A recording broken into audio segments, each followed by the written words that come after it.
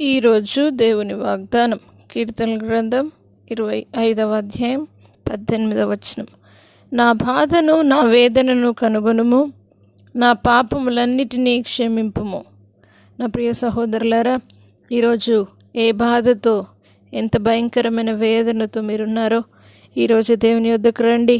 ఆయన పాదాలు పట్టుకొని ఈరోజు మీరు అడగండి, ప్రభువా నా బాధను నా వేదనను మీరు కనుగొనండి ప్రభువా అని మీరు అడిగినట్లయితే తప్పక దేవుడు మీ జీవితంలో మీ బాధ నుండి, మీ వేదన నుండి, మీ సమస్యల నుండి విడిపించి మీ పాపములను క్షమించబోతున్నాడు. కాబట్టి ధైర్యం వహించండి.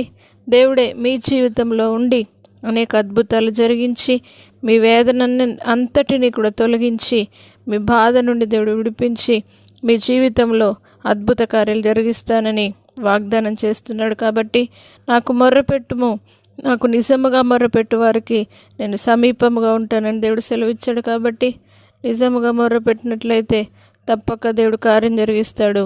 దేవుడు మీ జీవితంలో మేలు చేయునుగాక. ప్రార్థన. పరిశుద్ధుడా, నమ్మదగిన దేవా, ఎంతమంది అయితే వేదనతో, బాధతో వారి యొక్క దినాన్ని వెళ్ళబుచ్చుతున్నారో వారందరినీ పాద సన్నిధానికి తీసుకొని వస్తున్నాం.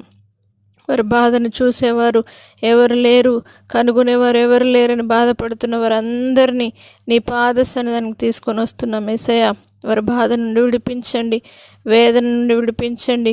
పరిశుద్ధాత్మదేవునికి మొరపెట్టే బిడ్డలు ఉండుటకు ప్రతి ఒక్కరిని ఇప్పుడే దీవించి బలపరిచి నీవే ప్రతి బాధ నుండి విడిపించి వారి పాపములన్నింటినీ మీరు క్షమించి ఈరోజు ప్రతి ఒక్కరిని యొద్దకు వచ్చి మారు మనసు పొంది రక్షణ పొంది నీకు నిజముగా మొరపెట్టే బిడ్డలు ఉండుటకు సహాయము చేయమని నజరేయుడైన యేసు పరిశుద్ధ నామమును బట్టి అడిగి వేడుకుంటున్నాము తండ్రి.